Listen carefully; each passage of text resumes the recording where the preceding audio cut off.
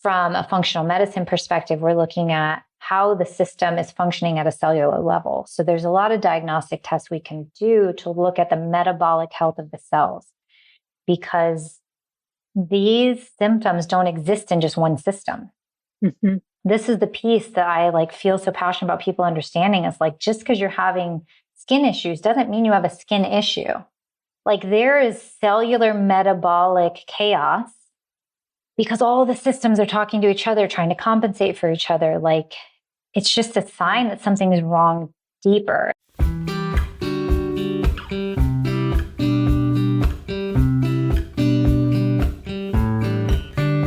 Hello, and welcome to the Emotional Expedition podcast. I'm Meg Thomas, and if you want to live a more open-hearted, magical life, it all starts with your emotions. This podcast will take you on a journey, helping you to better understand, express, release, and heal your emotions. Let's get exploring. I am so grateful. Today, I get to share with you Tiffany Cagwin, and she is an incredible human being with a truly remarkable story of her own journey of healing, which we both can't wait to share with you. Tiffany's careers over the years have taken many different forms, but the common thread between all of them has been her passion for helping others, helping them, guide them, shifting mindsets, taking action. And she's one of those people that I've known about for a really long time. We've kind of been orbiting around each other, but have never actually met until now, which seems, of course, the most appropriate and perfect time for both of us in our own journeys. I started hearing about her years ago through Yoga Studios, which she was the owner of in the heart of Syracuse. And then I started to hear bits and pieces of how she was healing her own Crohn's disease. And I knew I needed to know more, as I've personally been struggling with digestive issues for 17 years myself. Tiffany is a functional medicine health coach, a wellness expert, and there's so much we can learn from her. So welcome, Tiffany. We're so happy to have you here. Thank you. I'm so excited to be here. And you're right. We have been, that's such a beautiful way to say it, that we've been just orbiting around each other for so long. But agreed. It was such perfect timing for us to finally connect and meet and be able to support each other on our journey. So I love it. I love the synchronicity. I love building my tribe around me that just, raises the energy for all of us. So yeah, thank you for having me here. So happy. So let's start with childhood. I know I've read your bio on your website, which is absolutely gorgeous. And so your childhood, tell me about what was it like growing up with animals when you were in, I think it was New Mexico, and how were your emotions? How did you express your emotions as a child? And how was that received in your home? What was that like? So I started my life in Cleveland, and the first 12 years of my life, I lived there. And my childhood was, there's a lot of components I can look at. There certainly was a lot of fun and joy and adventure and interesting things that I was exposed to. I had parents who had a wide variety of interests and people in their lives. And so I got to do a lot of really cool stuff. But there also was a lot of difficulty. And, as a young child, my parents got divorced when I was really little. They were teenage parents. My mom she had me a week before she turned 19. She married my dad when she was 16. So they were teen, like Romeo and Juliet sort of story. And, teenagers having a baby and in the 70s. So, I'm painting the picture of a wild ride for everybody. But they got divorced when I was really young, around 2.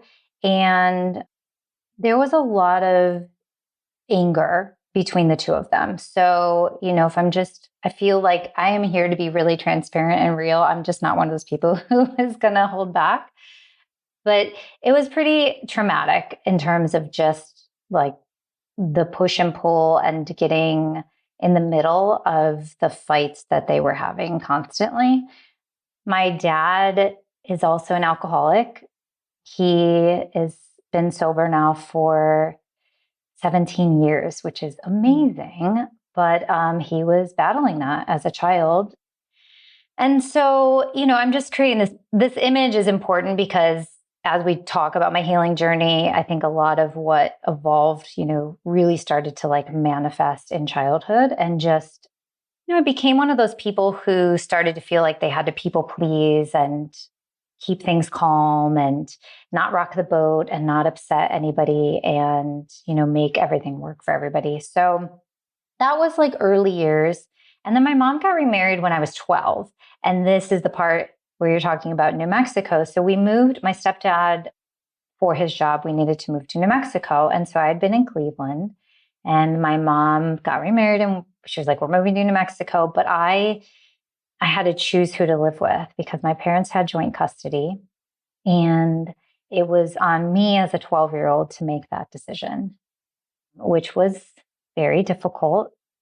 My mom was pregnant with my brother. And so I'd been an only child. And now here I'm going to have a sibling and my mom's moving. And so, anyways, it was a very difficult choice. I chose to go with my mom and move to New Mexico, which was very difficult for my dad.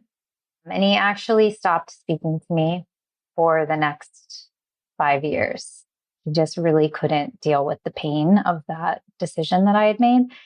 So I went into New Mexico like with some pain, around that choice, but also excitement. Like it was a new place and I was having a brother and, this whole thing. So we lived on a farm. I went from Cleveland to like living on a pecan farm in southern New Mexico in the middle of like nowhere.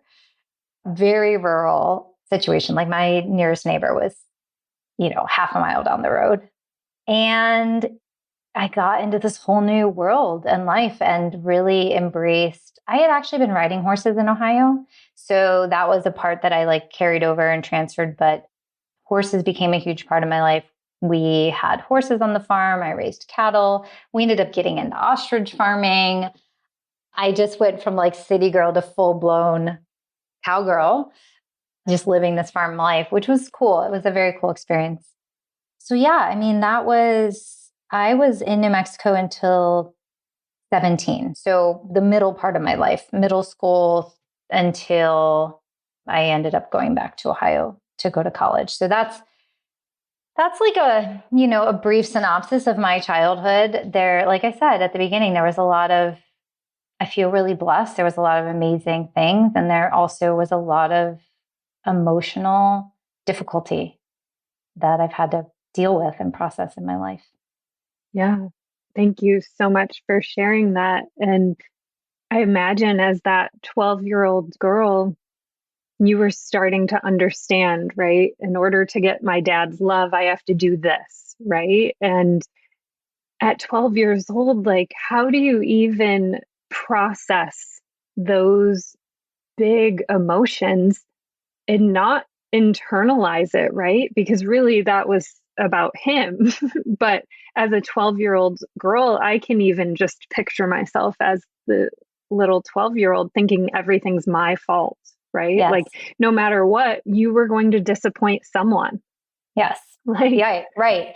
And that's exactly it. And I think that actually even started before then because that's what would happen between my parents. Like we had a schedule, but then my dad would say like, well, we're going to do this, you should come with us. And then my mom would be upset. But then if I said no to my dad, then he would be upset. And it was this constant push and pull and tugging and like, yeah. And so that moment was impossible to process. And I don't think I did. I think like now I can see in hindsight, it was so painful. It's hard to wrap your head around a parent just deciding they don't want to talk to you.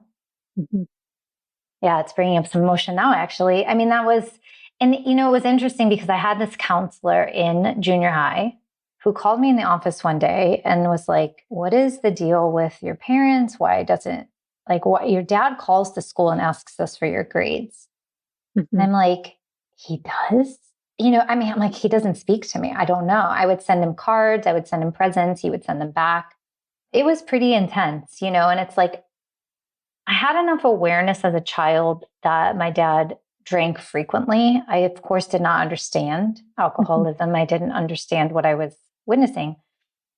I knew enough. I think I did have some sense of like, he doesn't understand how to deal with emotions. He doesn't understand how to, like, he's just not dealing with this well. I didn't have the words to articulate the understanding that I have now. But it was hard. It was really, really hard. I mean, I was just sad. I wondered if I'd made the wrong choice.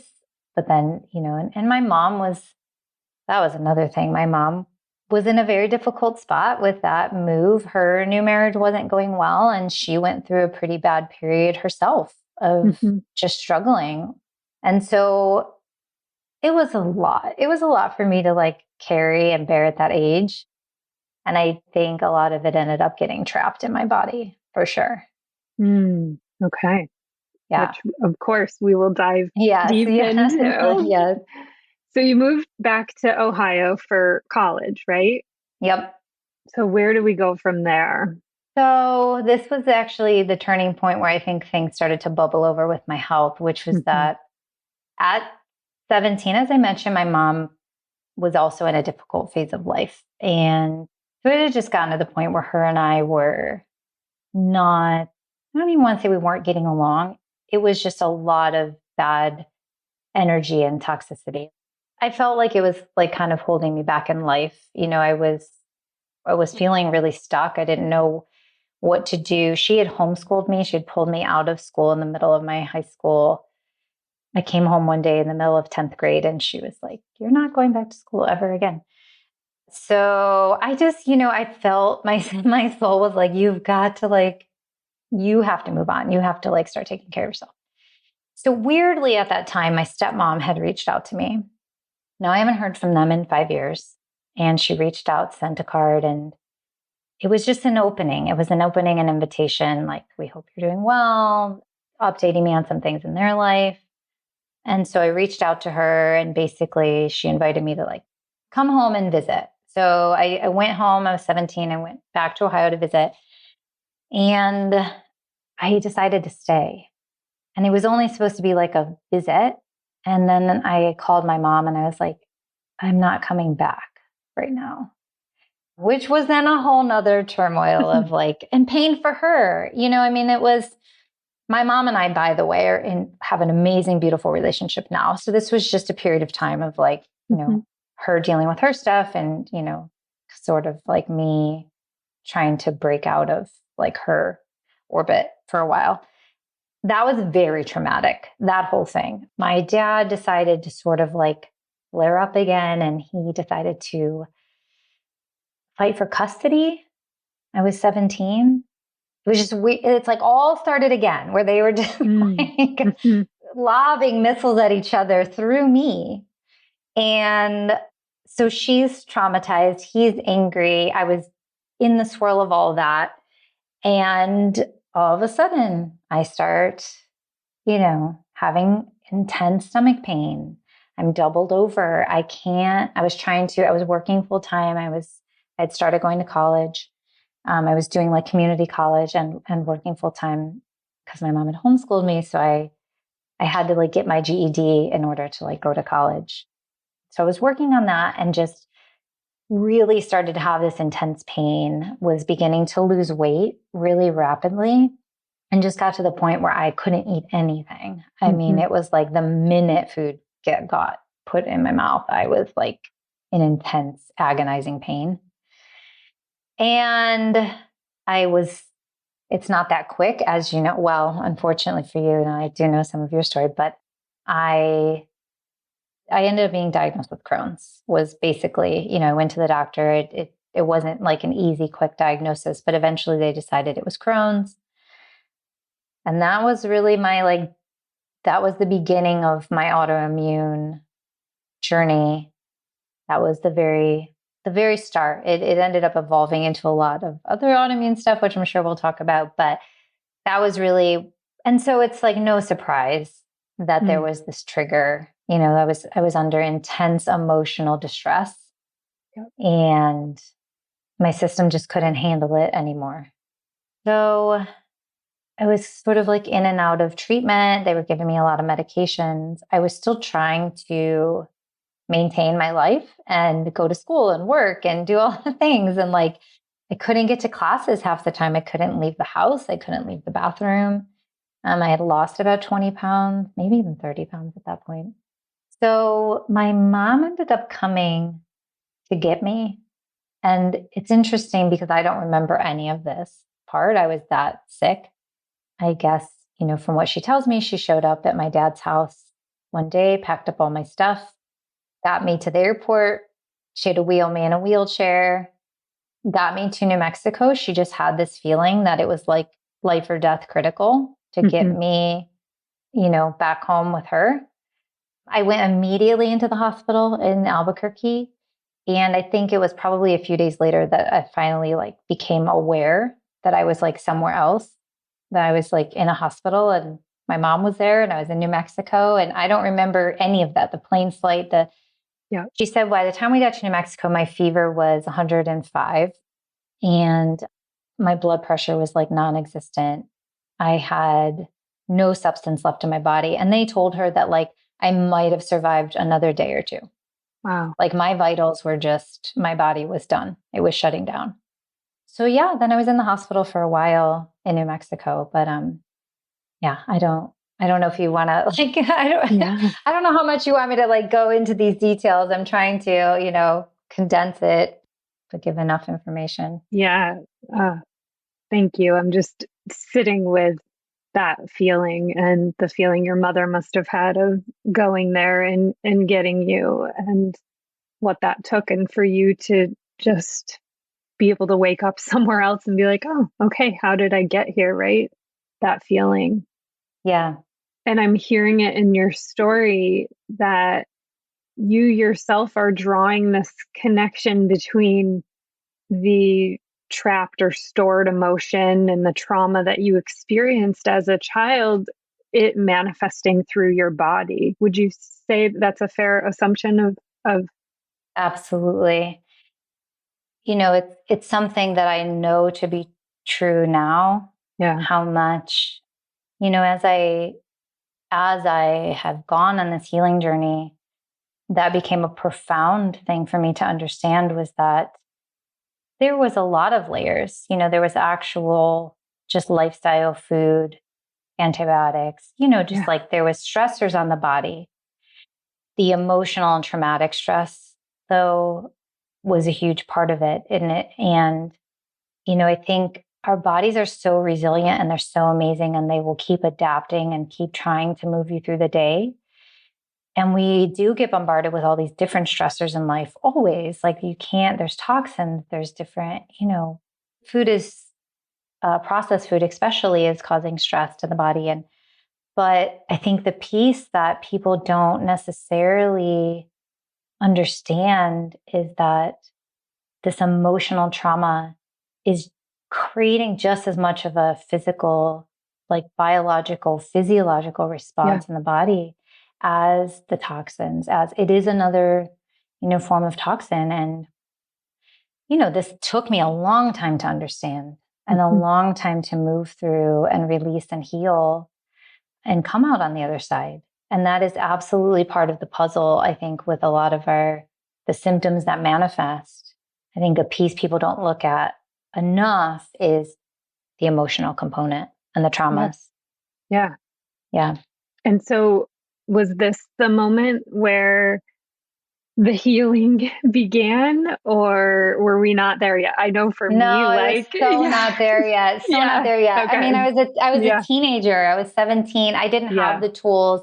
I didn't understand totally, any of what I understand now. I yeah, mean, obviously I knew that like I was very stressed all the time, like that. I definitely had an awareness that like what was happening with my family situation was causing a lot of, yep, was stress. not helping you. Hmm. No, but it's like, but you didn't, I don't know, people didn't talk about it as much.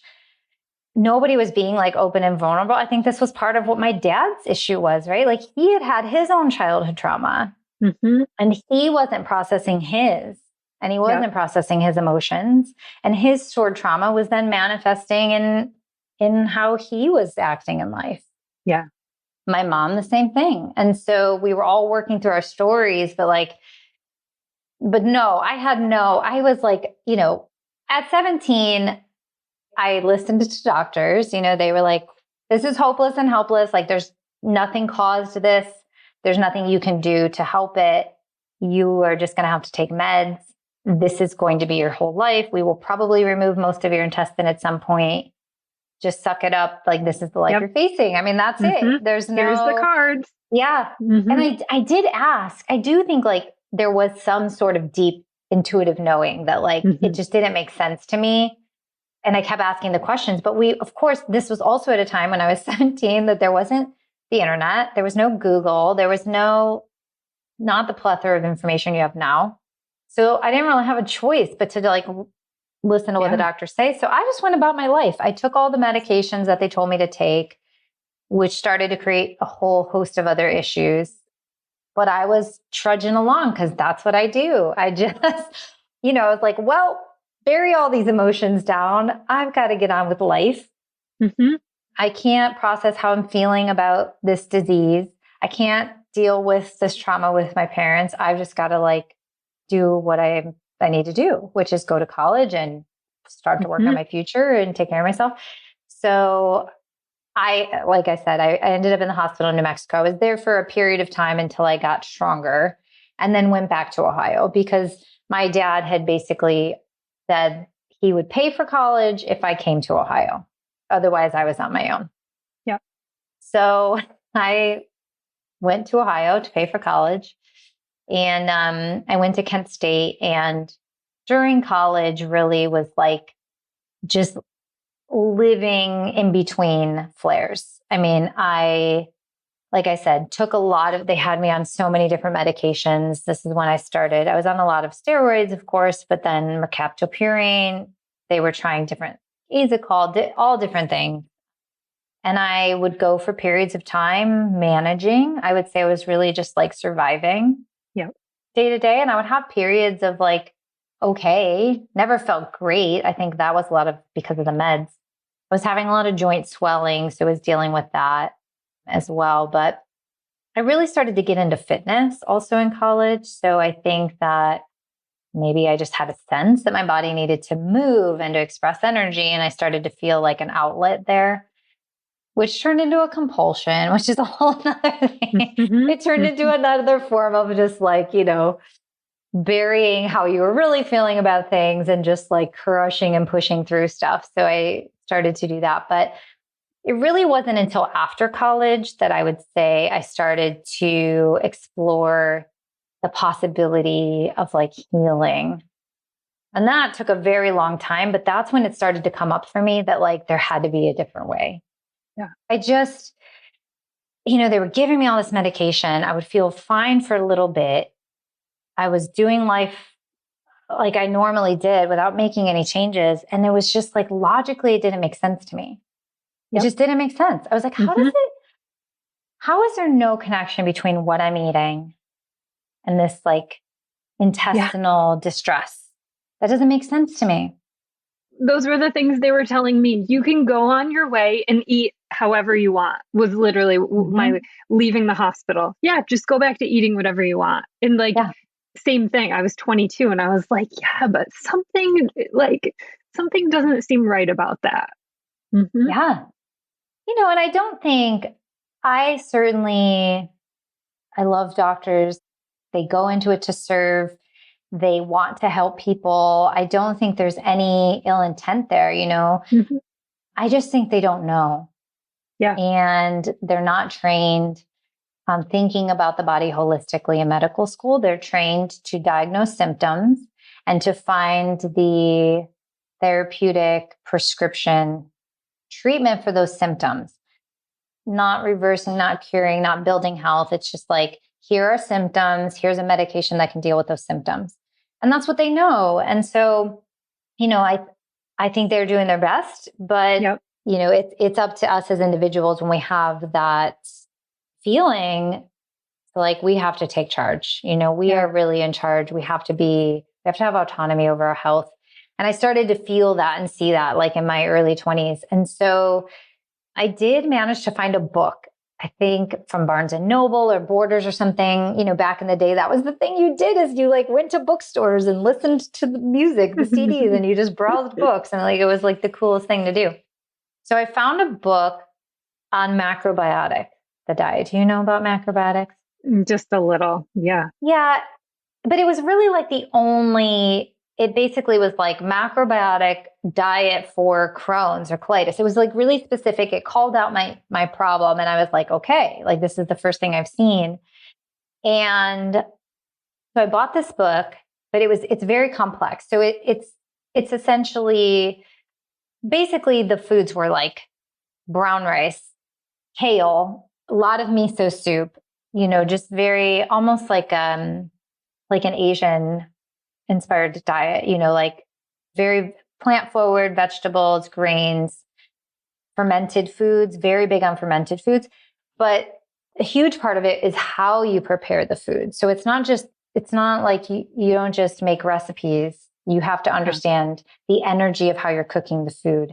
And so there was certain cookware, and you can't use electricity. And it was a little bit overwhelming. And I'm 20, something years old. I've just gotten married. I'm a first year teacher. There was like a lot going on in my life. So I hired a chef. I hired a macrobiotic chef. I found one in Cleveland, hired him to come teach me how to cook the basics. And he taught me a few dishes. So then I basically lived on those 5 foods for like months. I only knew how to cook miso soup and steamed kale and brown rice. And then you make this like, I can't think of the name of it right now, but basically you toast sesame seeds and then put some sea salt, and then you like kind of grind them together. And that's what it's gomushio, I think is what it's called. And that's what you use as the seasoning. That's the only seasoning. So I had that down, but that's literally like all I ate. And so I would say that was a huge epiphany for me, that diet. It was certainly not sustainable, and it didn't fix everything, but it made enough of a difference that it encouraged me to keep going. Yeah. Like, it definitely showed me that food absolutely was impacting how I was feeling. And I do remember the difference being a lot in even just my moods then, of like switching, I was raised on like standard American diet. I ate so much processed. This was like the era of like Special K and Slim Fast and, everything low fat. This was the thing, low fat, everything that was healthy, all in boxes and packages and monster foods. Now it's like horrifying to me what I thought was healthy. I ate a lot of pastas and breads, whatever was low fat, even sugar, because it was like low fat. So, I noticed a difference in my mood eating whole foods that I had never really even been exposed to.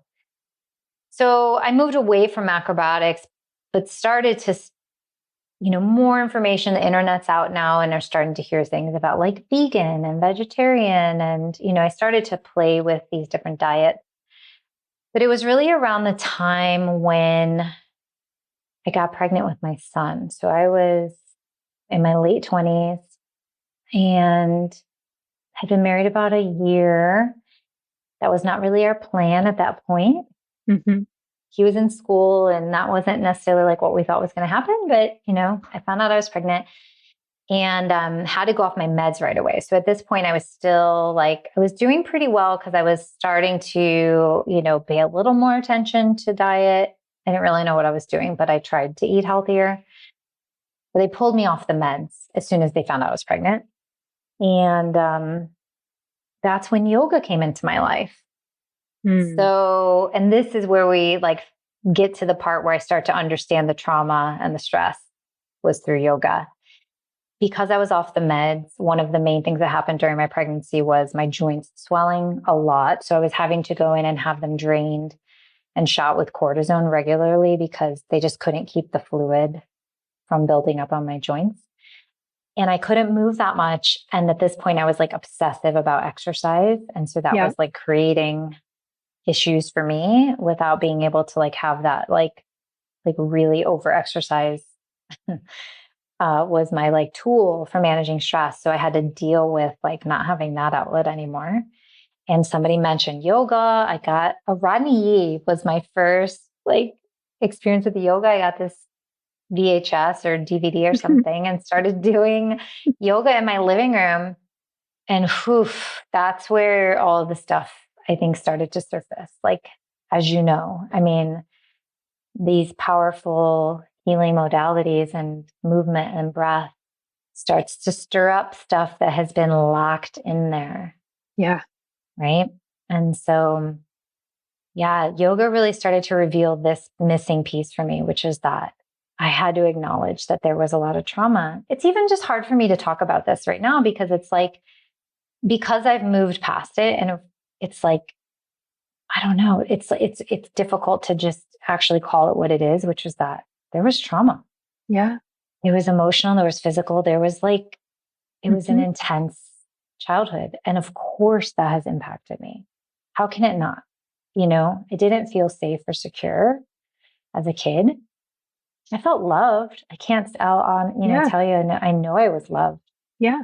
but it was not a stable situation ever. I was never safe. I always had to protect myself. That's how I felt. So yoga started to unearth all that. And, poof, that is a tough, I started to recognize my exercise disorder, my eating, I had very disordered eating, like controlling calories and stuff, and all these controls.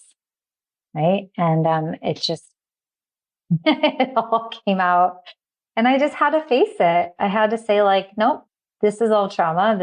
I've got to, and I just kept going with yoga. And through the journey of yoga, I started to heal the emotional and traumatic stuff. And that started to release in my body. How long into your experience of doing yoga did you then decide to do a teacher training? I would say I'd been doing yoga at that point. When I did my teacher training, my son was between the ages of 3 and 4. So, maybe like 5 years or so, I've been practicing yoga. During this time, in my son's early years, like around 3-ish, my husband and I separated. And I was really doing a lot of yoga then and realized that like I needed to know more. I mean, I was starting to just feel whole and my Crohn's, I was having less and less flares. My body was just, I understood how to like manage my stress and my emotions. And I had this outlet and I was moving this stuff out and just getting real about it, Yeah. recognizing and then working with it and not feeling ashamed of it and not feeling like there was something to hide or that I even had to hang on to it. It was like an understanding that like this happened. I've got to get it out. But like I don't need to hold that identity. I just need to work with it and move on with life. So I decided I needed to know more about, yoga and decided to enroll in the teacher training. Like I said, when my son was like, he was in between 3 and 4. I was separated. I moved to Boston. I took a job in Boston and my ex-husband was we had kind of come up with this plan that we were going to do that together. Like I had this job opportunity and he encouraged me to take it. And then he was going to try to move. And so Hayden, my son, was in Syracuse and I moved to Boston. And then we were just doing a lot of back and forth where I would come home for the weekends. They would come visit in Boston. And it was in Boston that I really like yoga went to a next level for me because there was so many, I had not been exposed to like these yoga studios and there was just incredible teachers there from like all over the world, really. Like there was these workshops and events and retreats and I got exposed to like all these different styles of yoga and decided to like do a teacher training while I was there in Boston. So that was in 2011 was when I did the teacher training in Boston. And then, yeah, we could fast forward, but it was later that year that I decided to like move back to Syracuse. This back and forth was not working and opened O Yoga. So you opened the yoga studio very close to the time of your teacher training. That's amazing. Yeah, Hmm. I had already started the process, like rented a space and was working on launching that while I was still working in Boston. I was working on my MBA also while I was in Boston. As you know, you've seen at this point, like I'm like, yeah, let's just do all the things all at once, all the Yeah, time. yeah. I'm like, yeah, let's work full time, do an MBA, like Have a toddler. I start a mean, bit, right, like, have a toddler, yeah. start a business that you've never done before, and do a teacher training. Yeah. So the teacher training that I did in Boston was, so I knew I was going to open the studio.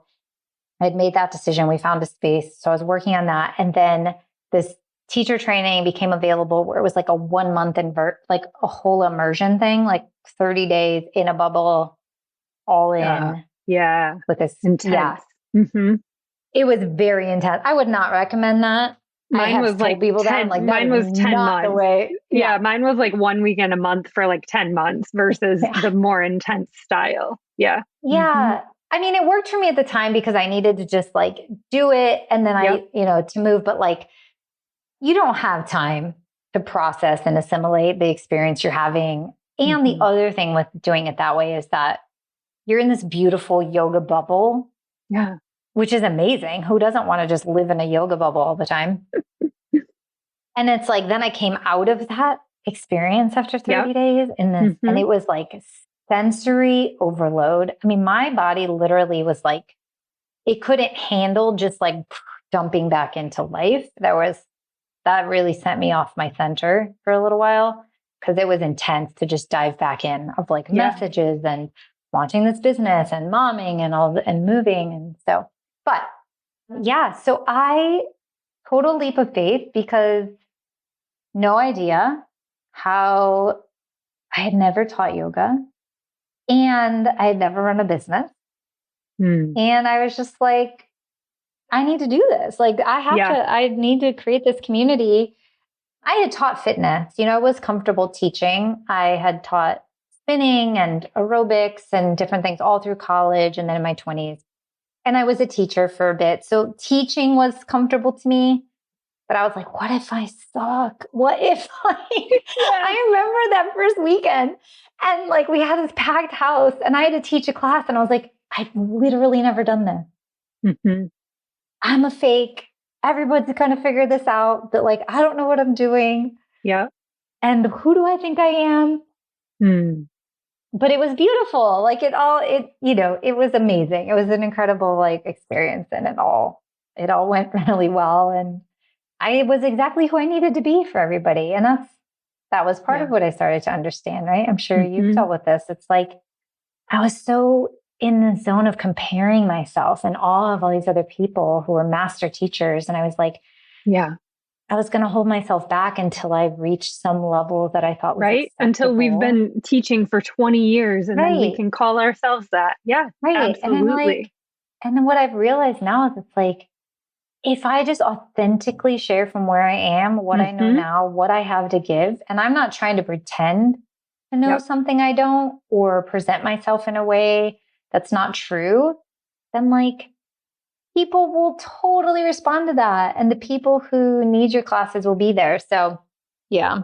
That is so beautiful. I love what you just shared there. And I think so many of us can connect with that, right? It's like how many times somebody asked me the other day, like, well, have you ever really truly been ready for any of the giant leaps you've taken in your life? And I was like, well, I guess not. Like, okay, let's do the thing, right? Right. Right. And just speaks to your tenacity, to who you are in teaching what you know. Just teach from the place of what you know. And I think that's so beautiful about your entire journey is you've just have been so open and wanting to help others because of where you've come from in your own journey. So Yeah. talk us through like this trip you find yourself on going to Costa Rica. So years Mm-hmm. later, Yep.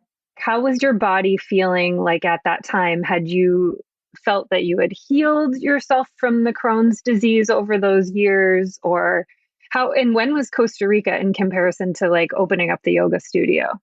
Yeah. So opened the yoga studio in the fall of 2011, and it quickly grew within the next, after we were in the one space, the first space for like a year, and then I had to build out a new space and expand and get bigger.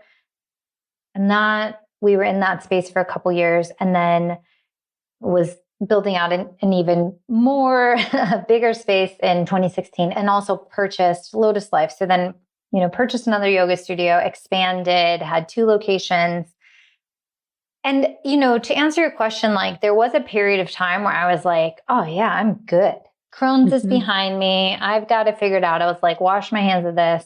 I felt great. I was on medication though. So I had at least gotten to a point where it was like I was on one medication. It was one that scared me, terrified me, but I believed I needed it to stay stable.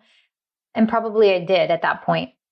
And so, I think it kept me stable enough to like, and the yoga was working its magic. I was definitely doing better ish, taking my care of myself.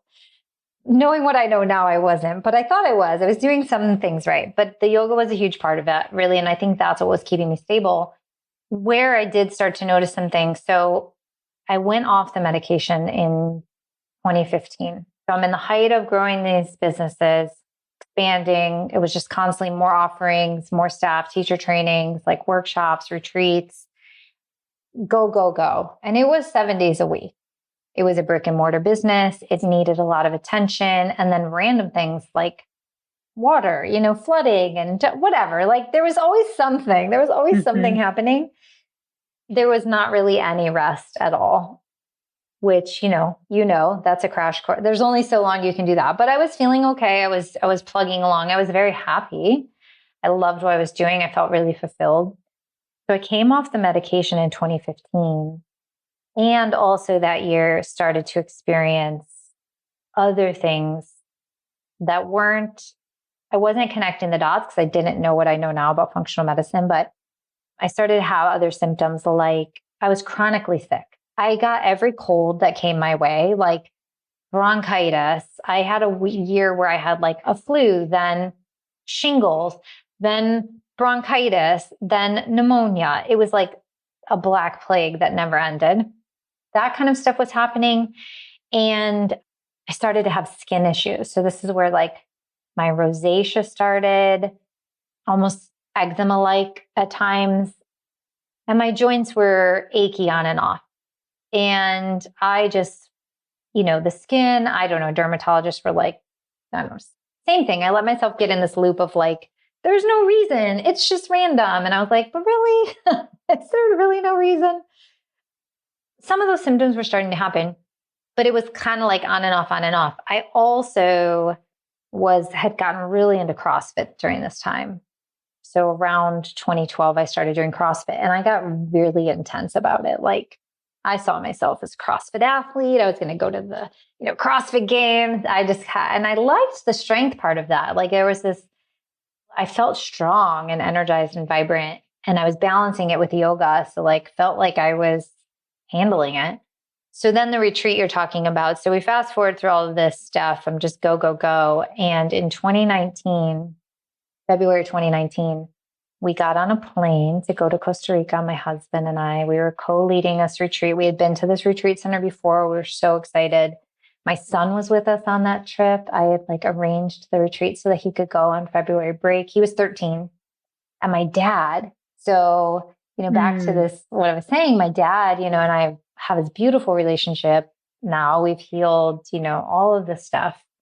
And we invited him to go on this yoga retreat. And he was like, yes. And my dad owns a body shop in Cleveland. Like, I honestly didn't think, I was like, let's ask him, but I don't know.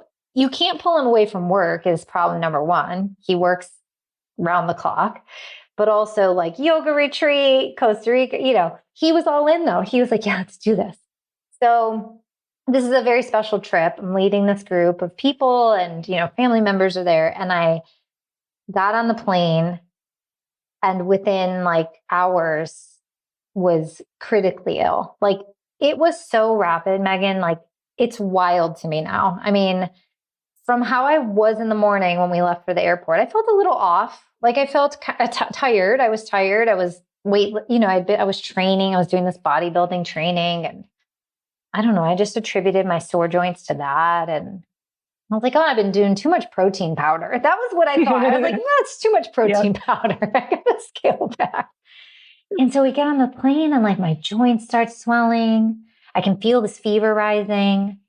My stomach starts to hurt. I'm having like massive like burning and pain. And my husband's like, what is happening right now? And I'm like, I think I'm having a flare. Now it's been 10 years since I've had a flare at this point. Like, he's never seen one.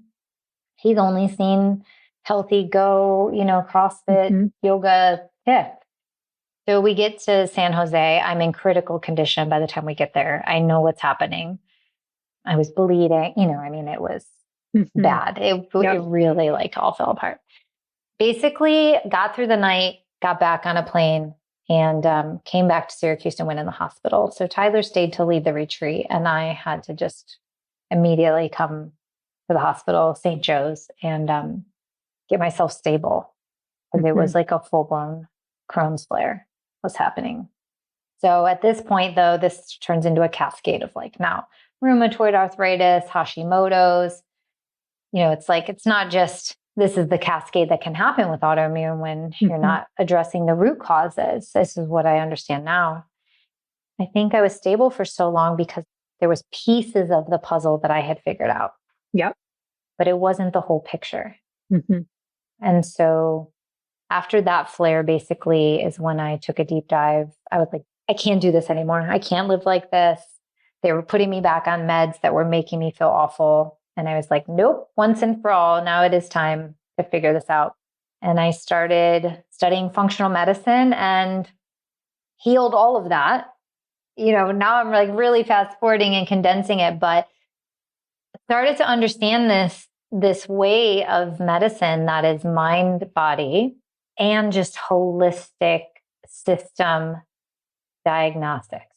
Like, not, okay, you've got Crohn, so let's look at what's going on in your intestine, then go your joint stuff, go to a rheumatologist, then you're depressed and you're anxious, so go see, a psychiatrist or a therapist. And I was dealing with all of this stuff separately.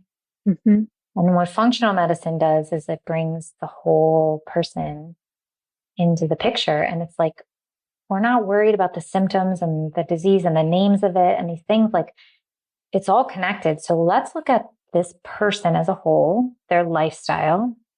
There's certain tests, we started to dig deeper with some, stuff going on in the body, but you just start to address the entire system all at once. And the healing started. I actually experienced pretty rapid, symptom relief. And then I've just continued to like get healthier and healthier and healthier over the years with this approach. And it's just like, so I had to share it. So this is where I am now, where it's like, I had to study. I really just felt like after I healed, I reversed diseases that they say are impossible. Yeah. And I know that's not, it's not in remission. It's not quiet. That it's gone. My markers are perfect. I feel the healthiest I've ever felt in my life. And I had to share that with others. I couldn't keep it to myself. This is remarkable. So conventional medicine for years and years, right? You found relief. You moved the needle, by adding yoga, by adding all of these other components in. But until you started to look at all of the different pieces together, that's when true and complete healing was happening. So like, what are those pieces? Like, what are the different pieces that you kind of now see and now you help others with? Yeah. So we've been talking a lot about the emotional component, and that's huge. There is no healing that can exist, I don't think. Like, my belief is that it's not a part you can ignore. That's part of the puzzle. And then the other layers was looking at diet, lifestyle, and then toxins.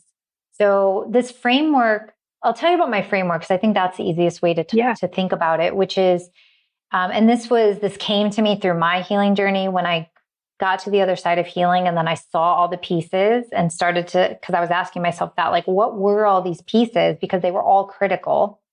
Every piece of this was important for true healing. And what came to me was this framework, amend, which the name itself was meaningful because one of the things I struggled against was identifying with this belief that my body was broken. And then I had to like that, because this is sort of the story, especially with autoimmune or anything. It's like your body is your enemy. It's failing you. It's turned against you. It's attacking itself. And then you believe that. Mm-hmm. And so even just honestly, even without the A, it's like mending. It's like, I didn't need to fix anything. I needed to, like, I wasn't broken, but I needed to shift these components in my life to improve how I was feeling, to improve my body's ability to be resilient and to heal. There was nothing wrong with me. And I had to get out of that mentality. I'm like, nothing wrong with me. My body is fully, beautifully capable. I just have to Mm-hmm. like give it the right mix of things. And so with that, so the framework is action, mindset, energy, nourishment, and detox. Wow. And those were the pillars that like all together had to be there for the healing journey. And now I understand is how you stay healthy and resilient because you have to keep responding and adapting.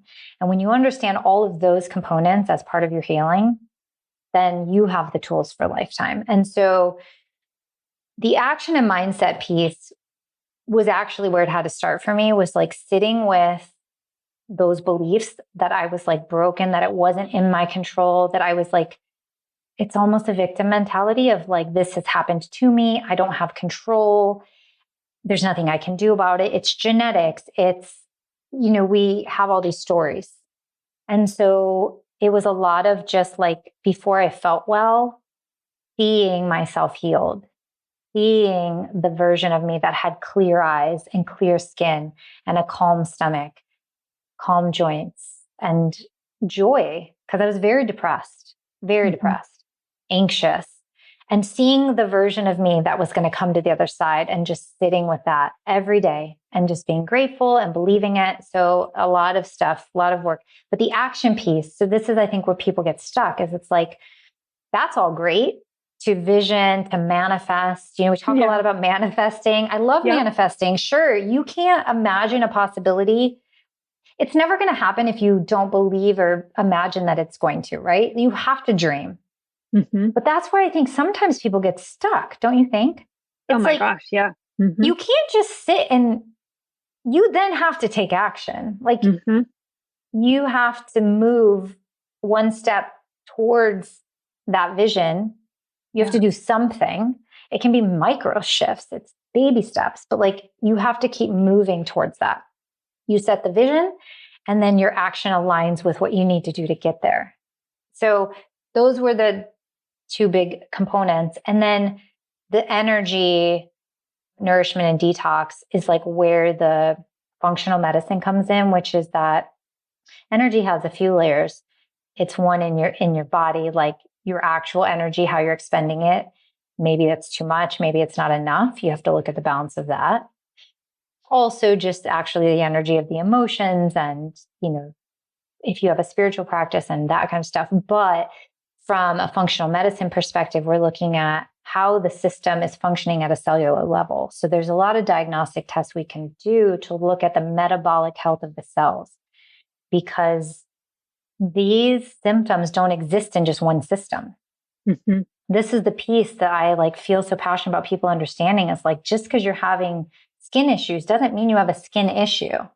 Like there is cellular metabolic chaos because all the systems are talking to each other, trying to compensate for each other. Like it's just a sign that something is wrong deeper. And so you have to keep going upstream. It's not obvious. And so you have to look at like So by energy, it's like a huge component of that is some of the functional diagnostic tests and looking at how the systems are working, detoxification, your digestion, your immune system, your hormonal system.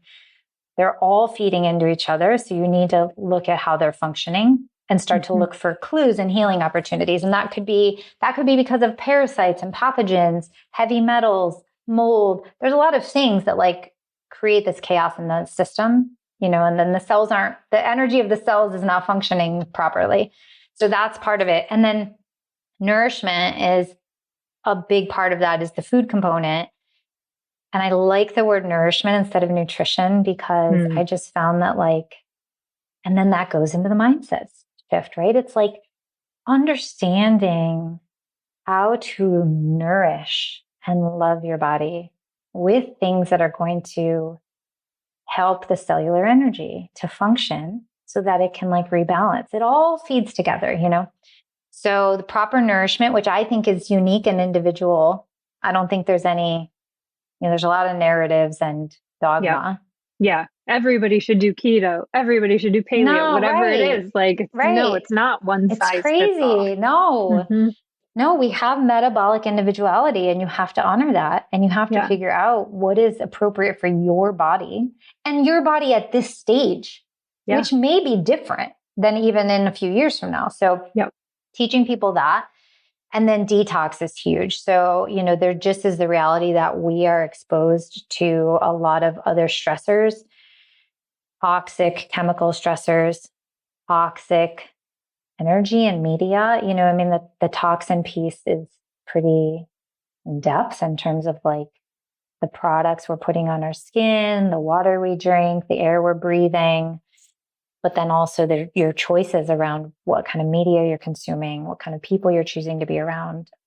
So so that's the whole, and then creating a regular system of we do need to be detoxing. We get bombarded with a lot of stuff and, that's basically every person's going to be a little bit unique in terms of what their unique lifestyle, what stressors, but I'm looking for those hidden stressors that are not obvious and helping people to learn how to make shifts and prioritize, because ultimately the point is that the body heals itself, but you have to create the conditions for that healing to happen.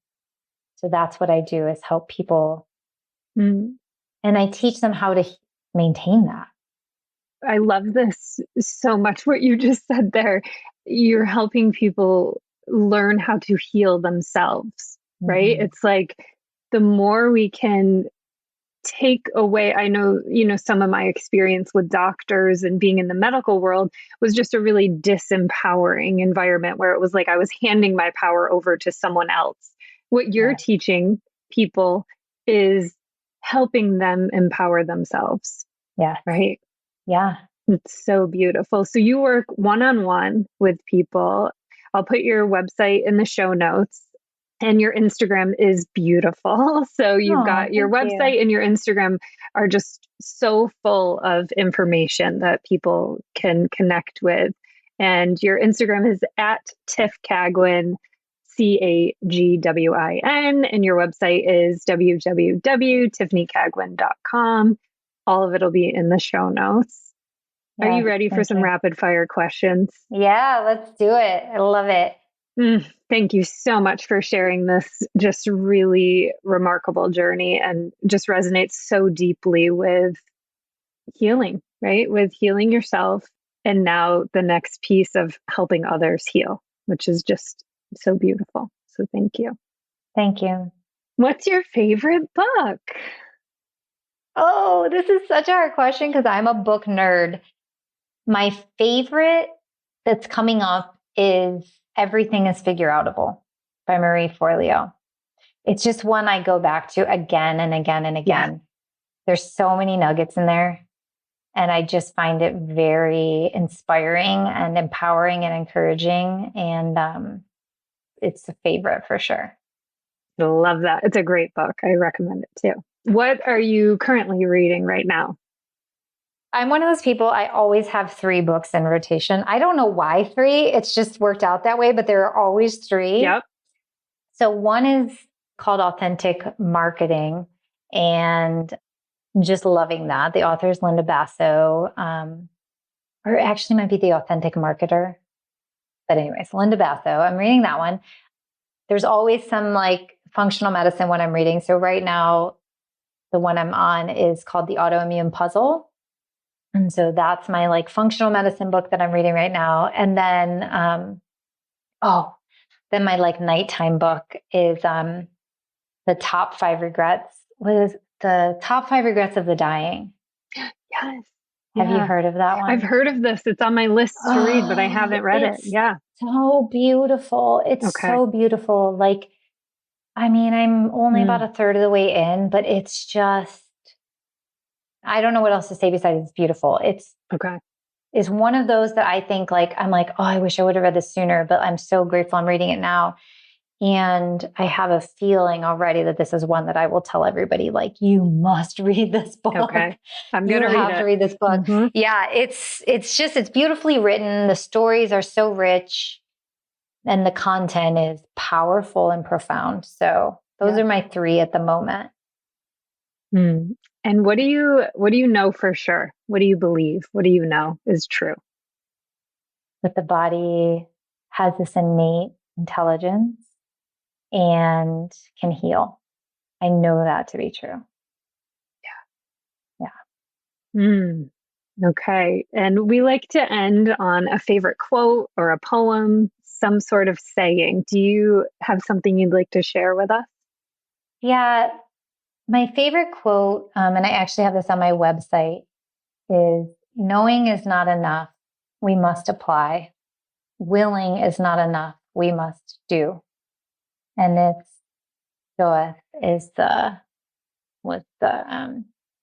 who the quote's attributed to. But it's like sort of what we were just saying, which is that I think some of the piece that we miss sometimes is in the action. And there's so much amazing knowledge. I love to read books. I love to consume information. I love to know and dream.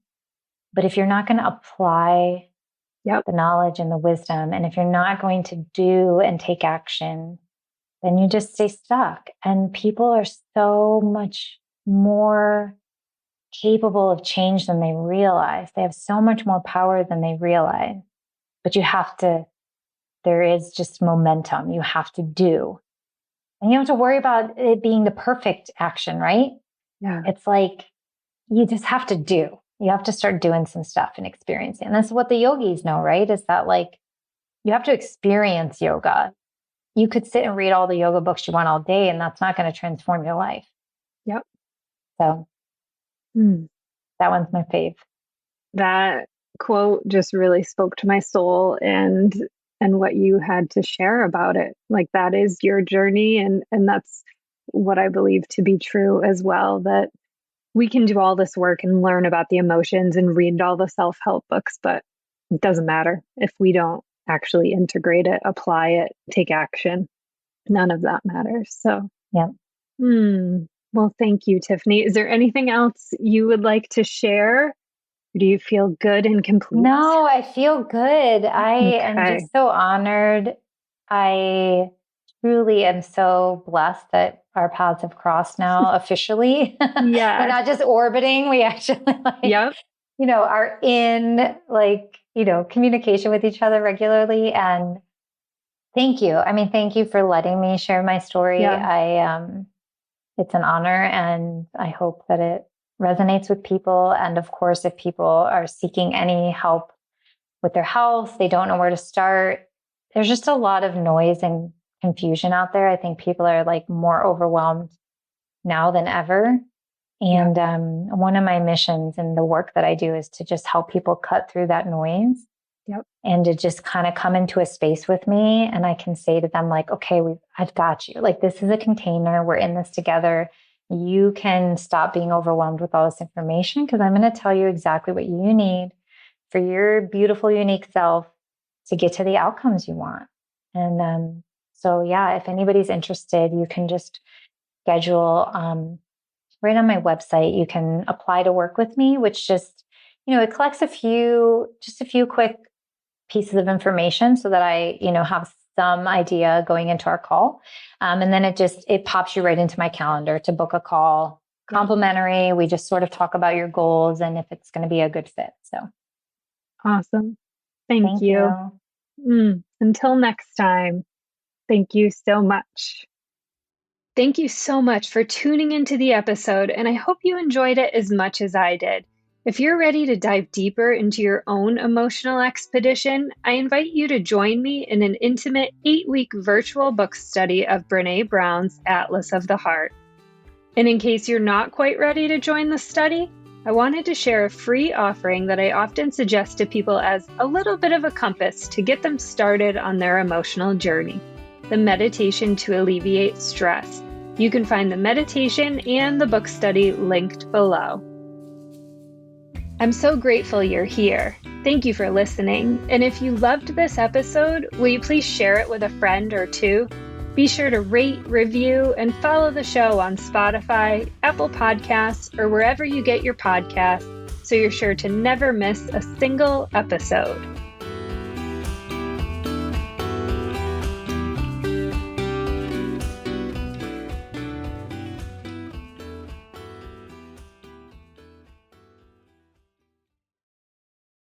This podcast is part of the Sound Advice FM network. Sound Advice FM, women's voices amplified.